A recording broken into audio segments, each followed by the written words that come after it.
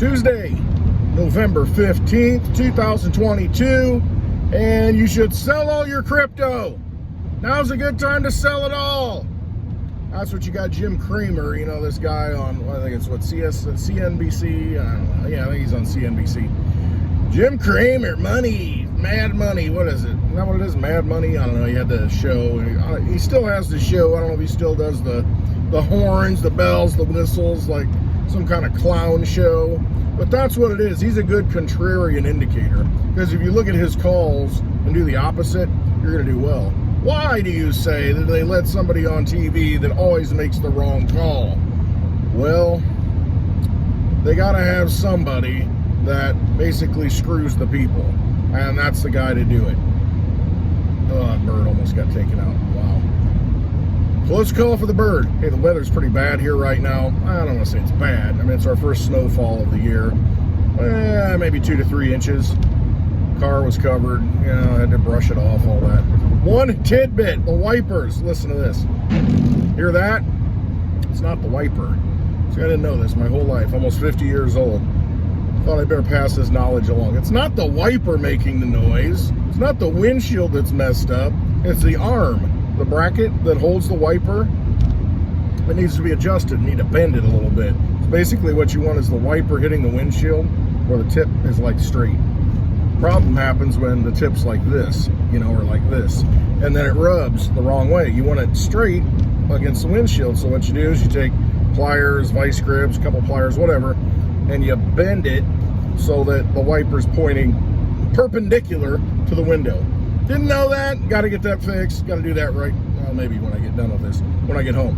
Anyway, yeah, that's how you fix that nasty wiper sound that doesn't clean the window all the way and streaks it. But no, when Jim Cramer says you should do something, do the opposite. I mean, seriously, I've seen this guy enough, and it's just absolutely ridiculous. That's what I really want to talk about. It's about all these people in the financial space.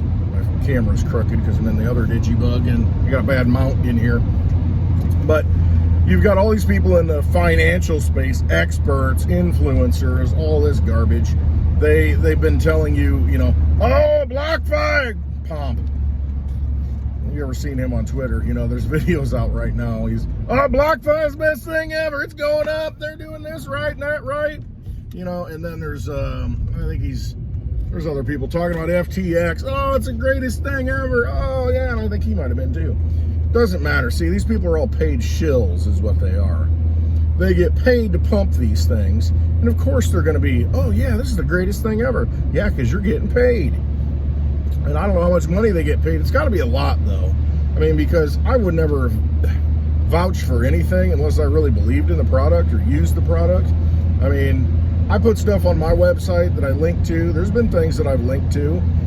Celsius, for one. I tried Celsius out. Celsius is an exchange where you could hold your crypto on it and you could get, you know, percentage back, you know, whatever it is. You could put stable coins on it at one point and get over 10% back. You could put Litecoin on it and get like 4%. But you could also take a loan. Take out a loan that was highly collateralized. In other words, you could put, let's say you got 100 Litecoin and you want to take out a loan. Well, you could take a loan out for 25% of what that 100 Litecoin is worth. So basically the value of 25 Litecoin. But you're putting up 100 and they're holding it for you for the duration of that loan. But you get basically almost a 0% interest loan and you can use that cash. Well, if it gets to a certain level, Litecoin comes down in price. You got to add more to collateralize it, or they start selling it. So they're set. They're going to sell it out before it goes to zero, and they're going to get their money back. Problem is, you might not get yours back, and that's what happened. I took mine out because I didn't feel good about it. You know, I mean, I did a loan just to try it. I put it in there a little bit just to get some staking, you know, and see what would happen, and of course, pay taxes on it. And it's just, I don't know. I just didn't feel good about it, so I took everything out. You know, I didn't put a lot in it. I just wanted to try it out. I like to try out platforms. But they had a referral code to where you could get, like 30, 40 bucks if somebody else signed up. I signed up under somebody's referral code. And I'm like, that's cool. I'll try it. Problem is, you get to a certain point, you're like, man, I don't feel good promoting this because I don't feel good about using it. And that's kind of where I was. So I take it off my website, take it off the description. Man, this thing is just bent all the... Anyway, so I've tried these things, but I'm not out there pumping it and shilling it. I mean, like some of these people do. Of course, I wouldn't get paid to do it. You know, these people are getting paid to do it. So they figure, it's a job. Why not? But at some point, there has to be some sort of, moral integrity to this stuff to where you're just like, I don't feel good about keeping my money in there because, what if they just one day close? And that's what happened. And that's what happened with FTX. You get all these people with money that think everything's fine, and then it isn't. That's our economy. Everything's fine today until it isn't. Hey, the silver market, it's never going to go up. It's going to get beat down. It's going to get whacked, and, they're going to slam it down again, and they'll keep doing that until they can't. One day, it won't happen. One day, it'll all change. And that's really what happens with economic systems. Everything appears to be great and working until it doesn't. And when that day comes, you don't know. You've got, signs and evidence that point to, hey, we're getting close. It's getting closer than it's ever been. The problem is you don't know if the next day is going to be that collapse. Last week, did anybody know that FTX, the big exchange, was going to collapse in one day? I mean, did anybody? I'm sure there were people who knew that and front ran it. But did they really know? And you got your money sitting in there, and then you want to get a withdrawal. I mean, see, that's the thing with some of these exchanges, too. If you've got your money sitting on an exchange, sometimes you can't take it out right away. Their security protocols in place might prevent you from taking it out for 24 hours. They'll want you to, okay, hey, I want to withdraw my Litecoin. And you'll have to, go to your Litecoin wallet, and then you'll put your wallet in at the exchange, and they'll say, okay, in 24 hours, you can send to this address. It'll be verified. It's for your safety. So, I mean, you got to realize that if a panic starts to happen, like it happened with FTX last week and withdrawals, it's like, I'm going to get my money out. And then the next thing you know, like, well, you got to wait 24 hours. Well, on that 24-hour time period, everything goes to hell. Because that's what happens when you've got a rigged game. Once it starts becoming unrigged, it gets unrigged real quick. And the ship sinks. I mean, that's just what happens. And so if you're in that position to where you've got to make a move quickly, it was like, oh, I was at work, and then 8 hours later, I'm like, oh, crap, what happened? Well, I need to get my money out now. Well, it's too late. Withdrawals have been, locked up. Can't do it.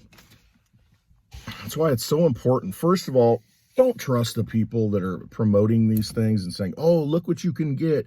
Look at the yield you can get. Look at, why would you let your money sit on the sidelines? You need to make some yield, make some interest on it. Take it out of the banking system, which is insured by the FDIC. Not that they have the money to cover it, but at least, they say they're going to cover it up to a certain amount. Hey, let's take it out of there and put it in this new casino because it's crypto. And you can get 10% yield. And a lot of people get sucked into that. I tried it.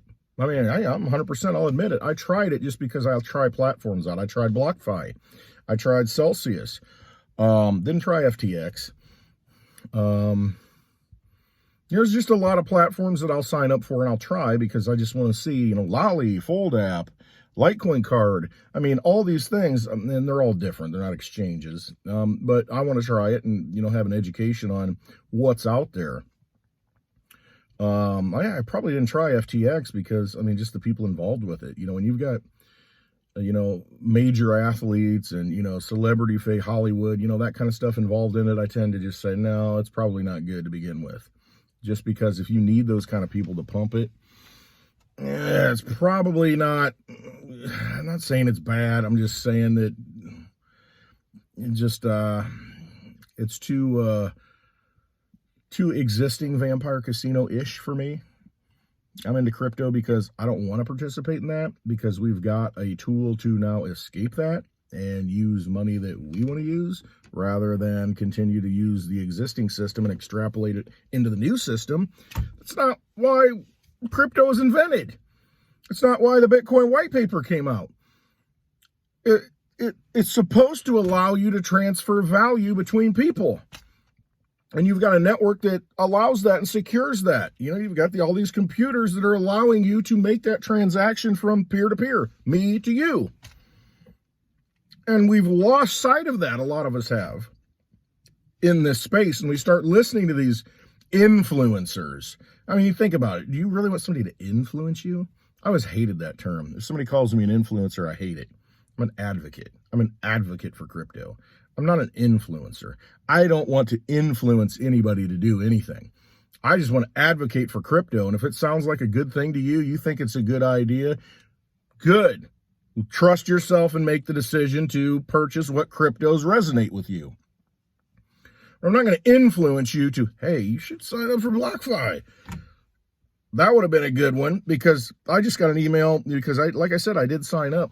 I got an email from them yesterday, and it said that, hey, we've got significant exposure, I think was the term, to FTX. Basically, you did, is what it told me. I'm like, I'm glad I don't have anything in there. And if you do, good luck getting it out. It's just, you know, when you have a Ponzi scheme, when you have a system that's not based on real crypto, because they didn't have all the crypto they said they did. They leveraged against that crypto. And you can do that because, you know, the vampire casino that exists, you know, the Federal Reserve will create all this money and allow you to do whatever you want with it. And that's what they did. And now they can't give you your money back. No different than putting money in the banking system now, because if the banks go under and they do a bail-in, they take your money. And if they have to pay people back, they pay you back last, because they don't have to. They pay back derivative holders first. I mean, Congress passed this law.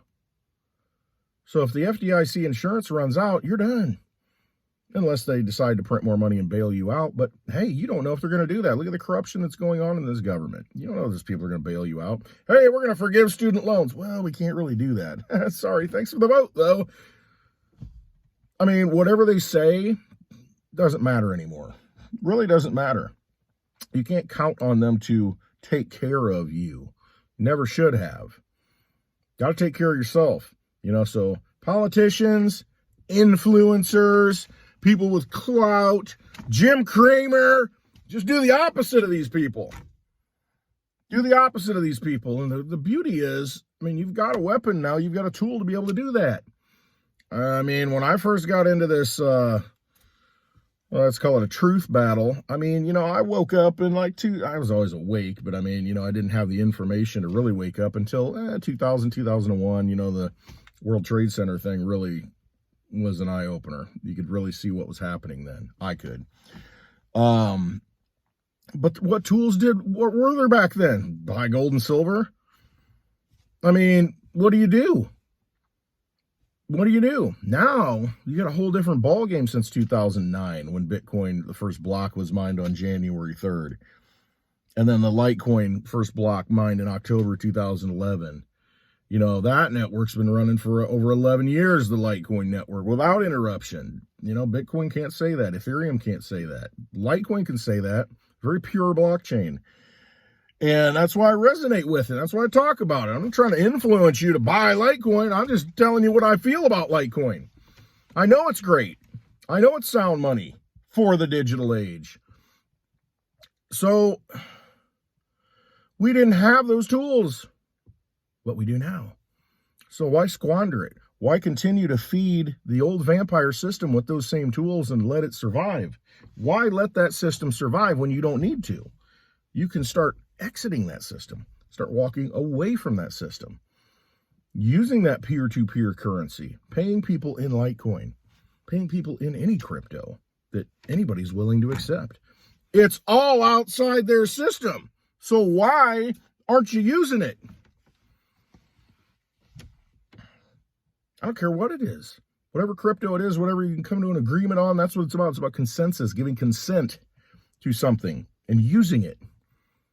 That's what crypto is all about. You've got, I don't know, 20,000 different cryptos out there. Some of them don't get used. I mean, anybody can walk into that project and say, hey, you know what? I'm going to start writing code for it. Let's make this thing work.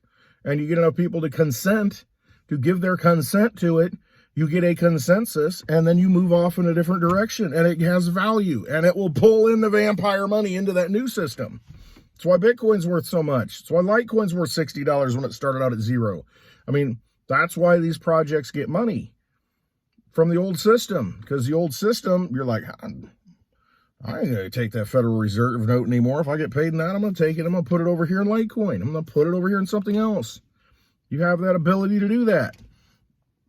And if you do it, you put strength into that network. You put energy into that network. You make it useful.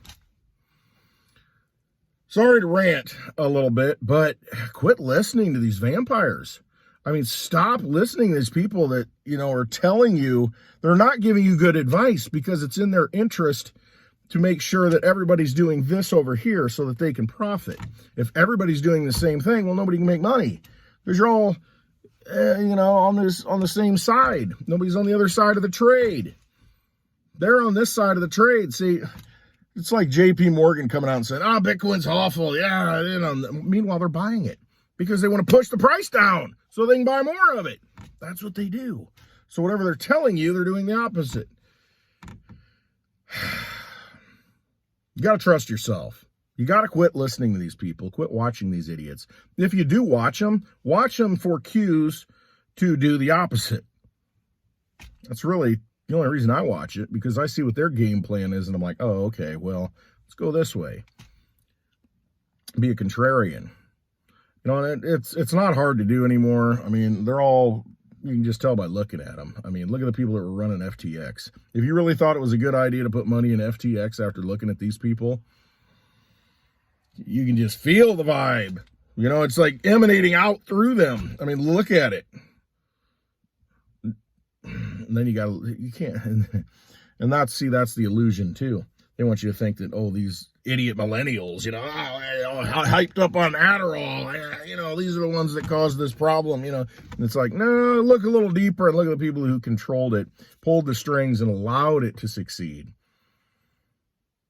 Because the government won't allow you to succeed if you're a threat to them. However, if you're a useful tool to them, they're going to let you succeed, and they're going to probably promote you into success.